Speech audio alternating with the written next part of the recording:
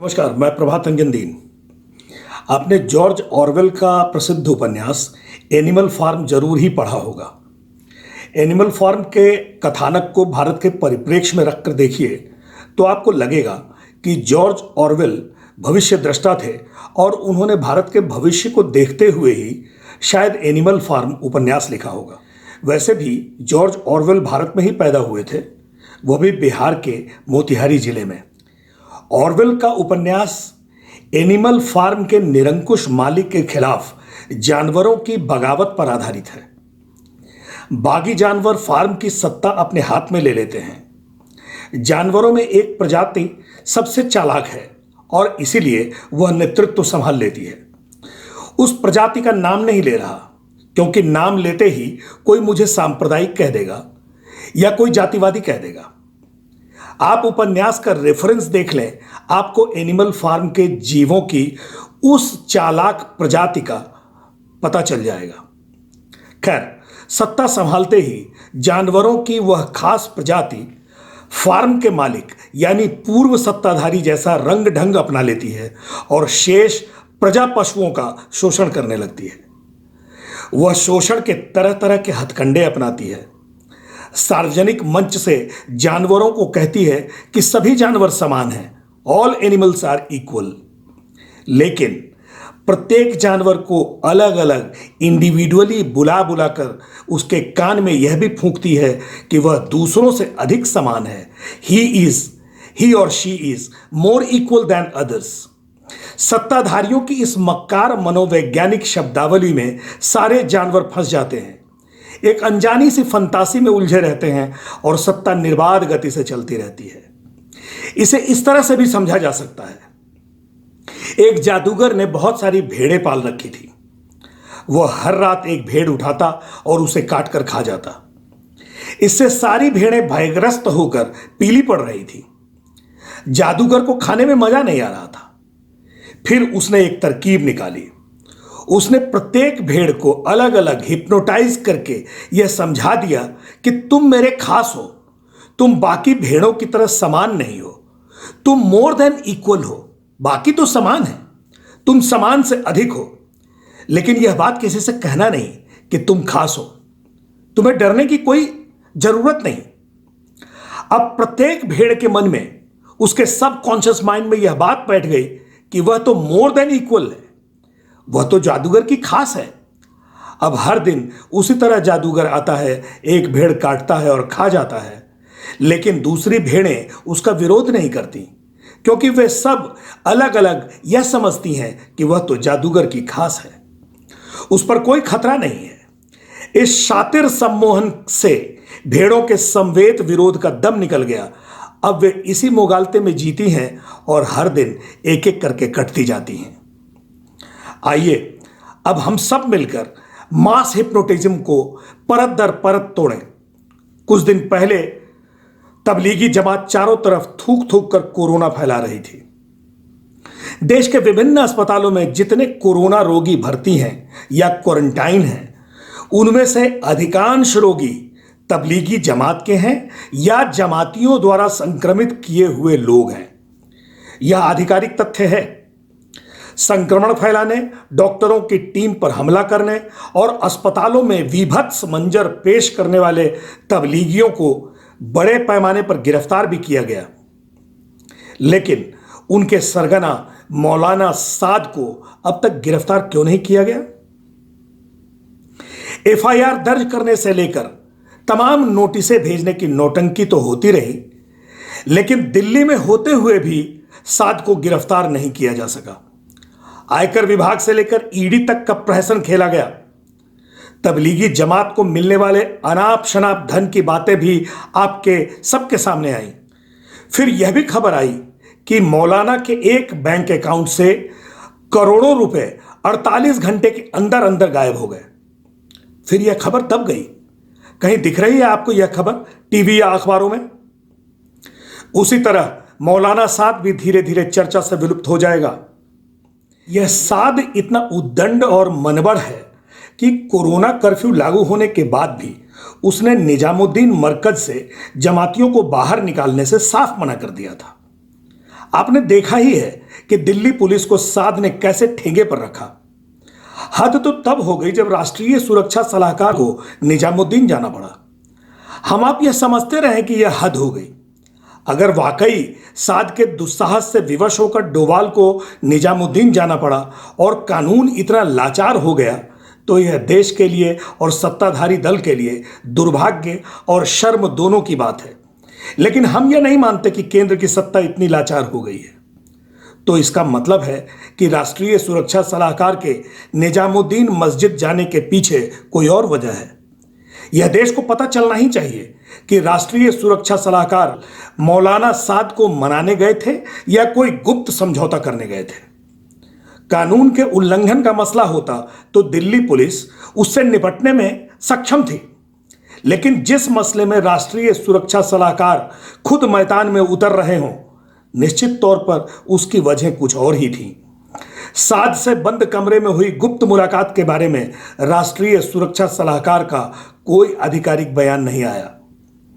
इस प्रकरण से मुझे जमीयत उलमाए हिंद के अध्यक्ष मौलाना अरशद मदनी और राष्ट्रीय स्वयंसेवक संघ के प्रमुख मोहन भागवत के बीच हाल ही में हुई गोपनीय बैठक की बेसाख्ता याद आ गई। उस गुप्त वार्ता के बारे में भी कोई आधिकारिक रोशनी नहीं डाली गई। हाँ, मदनी ने सार्वजनिक मंच से जमीयत और संघ की आपसी समझदारी और मेल मिलाप की स्वीकारोक्ति जरूर की थी। मेरी मुलाकात आरएसएस के संचालक से हुई।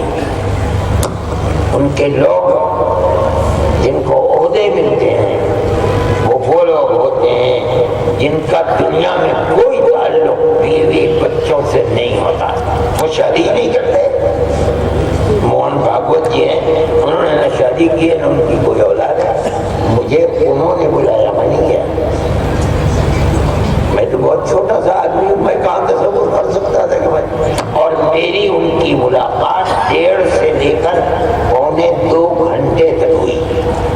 मैं आपके सामने कहता हूँ, मैं दंग रह गया कि मोहन भागवत जी ने कहा कि मैं आपको कहता हूँ कि आज आरएसएस किसी के नजरिए की पाबंद नहीं है। मैं तो उनका मुंह देखता रह गया। जमीयत और तबलीगी जमात के बीच गहरे संबंध हैं।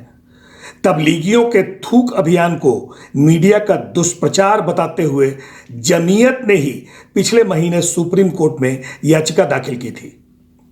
आपको यह भी अपडेट करता चलूं कि झूठी सूचना दर्ज कर वीजा प्राप्त करने और भारत आकर तमाम गैर कानूनी हरकतें फैलाने के आरोप में 52 देशों के जिन 1700 तबलीगियों को गिरफ्तार किया गया है, उन्हें छुड़ाने के लिए भी जमीयत उलेमाए हिंद और उसके कौमी सदर मौलाना अरशद मदनी जी जान लगाकर जुटे हुए हैं। खैर, प्रसंग साद नाम के मवाद का था। कानून को ताक पर रखकर साद सुर्खियों में आया, गिरफ्तार भी नहीं हुआ और उसकी दुकान चल निकली। दिल्ली पुलिस को भी पंगु बनाकर रख दिया गया। आबादी का एक हिस्सा थूकता जाए और आबादी का दूसरा हिस्सा नफरत से भरता जाए। सियासत का यही एजेंडा तो एनिमल फार्म पर भी चलता है। हिप्नोटिज्म की एक परत और खोलिए। लखनऊ और कुछ अन्य जिलों के अस्पतालों में कोरोना पेशेंट और उनके इलाज को लेकर डॉक्टरों और स्वास्थ्य कर्मियों से मेरी बात हो रही थी।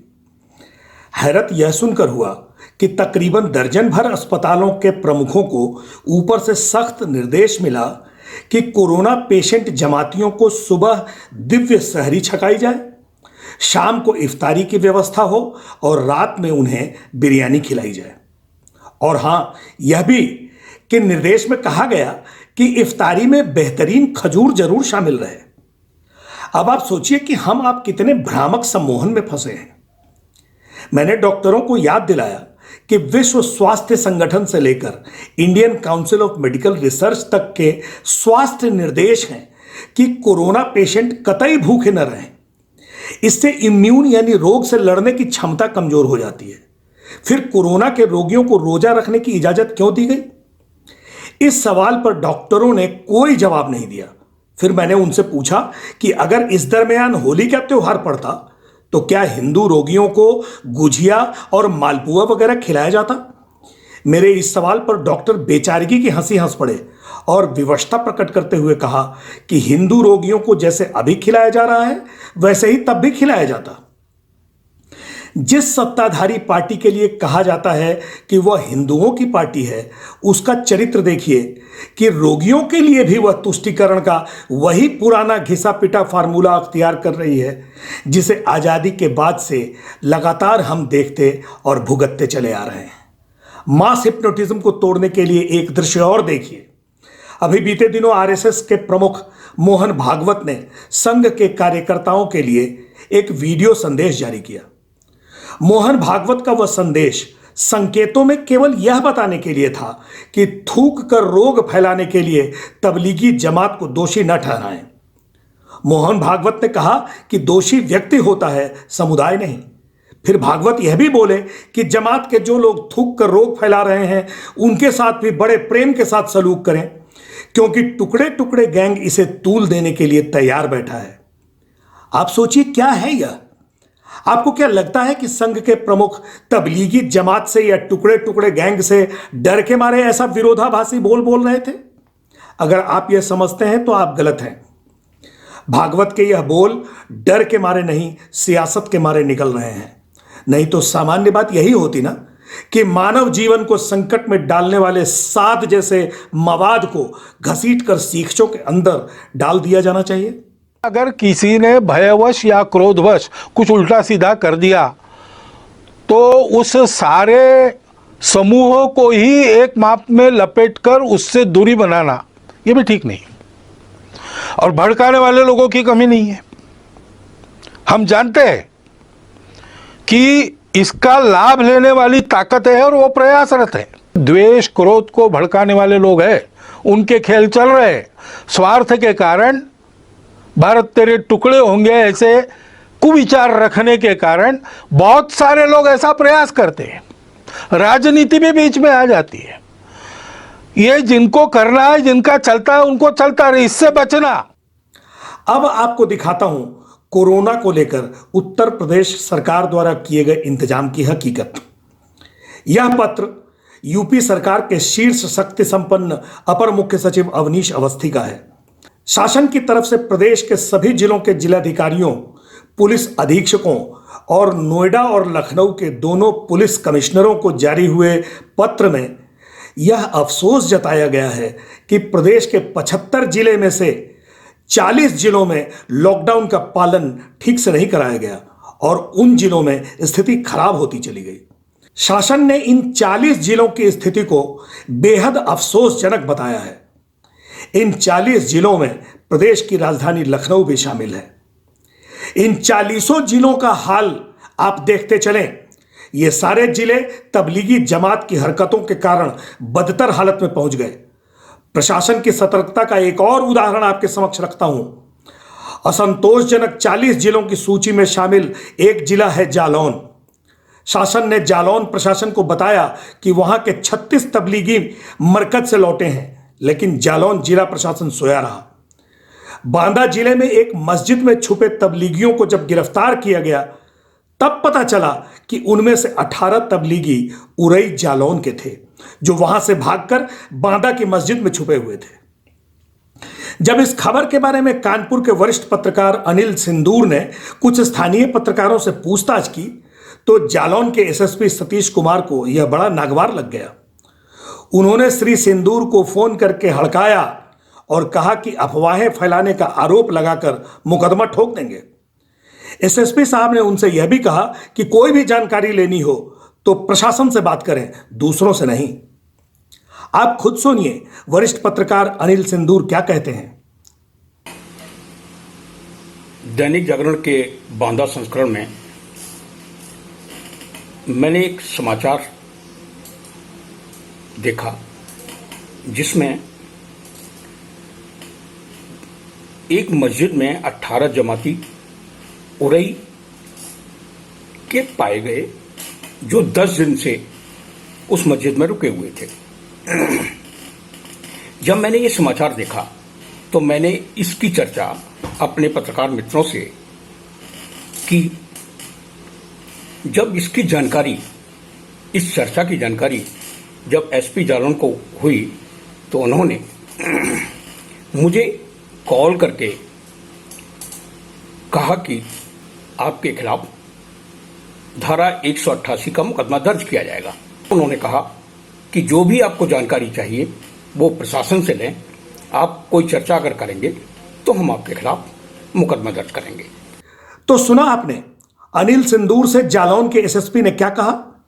मैंने खुद जालौन के एसएसपी साहब से पूछा कि क्या कोई नया राज्यादेश जारी हुआ है जो पत्रकारों को यह निर्देशित करता हो कि किससे बात करनी है और किससे बात नहीं करनी है, और अगर अफवाहें फैलाने के आरोप का भय दिखाकर धमकी देने की कोई हरकत करता है तो आईपीसी की किस धारा में वो मामला आता है। मेरे इन दोनों सवालों का कोई जवाब नहीं आया है। कहीं मैं भी हड़काया जाऊं, इसकी मैं प्रतीक्षा कर रहा हूं। अब आइए शराब की दुकानें खोले जाने के सरकारी फैसले पर। कहा गया कि सरकार चलाने के लिए धन की आवश्यकता है, इसलिए शराब की दुकानें खोली गई।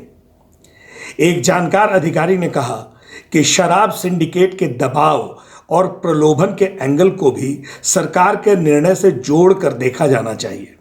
खैर, सरकार चलाने के लिए धन की आवश्यकता वाले सरकारी तर्क को ही अगर मान्य मान लिया जाए तो देश के नागरिकों को भी तो अपना जीवन और अपना परिवार चलाने के लिए धन चाहिए। तो नागरिकों को भी गांजा चरस शराब का धंधा करने की इजाजत दे दीजिए। शराब की 1-2 बोतलें ले जा रहे व्यक्ति को शराब तस्करी के आरोप में गिरफ्तार करने का चलन बंद कर दीजिए। फिर किसी व्यक्ति को 1-2 पुड़िया चरस पकड़ाकर अंदर करने का तौर तरीका बंद करिए। या कानून सबके लिए बराबर है, यह डायलॉग मत बोलिए। यह तो ठीक उसी तरह का डायलॉग है जिसे एनिमल फार्म के जानवरों पर आजमाया जाता है। यह सवाल स्वाभाविक है कि जब तबलीगी जमात की बदतमीजियों से कोरोना फैल सकता है तो शराब लेने के लिए मार करने वाली बदतमीज भीड़ भी उसी तरह कोरोना फैला रही है। देसी शराब के लिए मार करने वाली भीड़ में अधिकांश वे लोग थे जिन्हें कोरोना कर्फ्यू काल में सरकार नकद पैसे दे रही थी और मुफ्त का राशन बांट रही थी। वे मौज से गुटखा चबा रहे थे, इधर उधर थूक रहे थे, बैठकबाजी कर रहे थे और फिर सरकार की शह पर दारू पीकर गलियों मोहल्लों में नंगा नाच कर रहे थे। यह वह भीड़ है जिसे सत्ता ने समझा दिया है कि वह मोर इक्वल देन अदर्स है। मजा तो तब आया जब शराब की दुकानें खोले जाने पर विवाद बढ़ा तो अगले ही दिन अखबारों में खबर छपी कि कोरोना के रिकवरी रेट में लखनऊ अव्वल है। वही लखनऊ जो 40% साबित जिलों की आधिकारिक लिस्ट में शामिल है।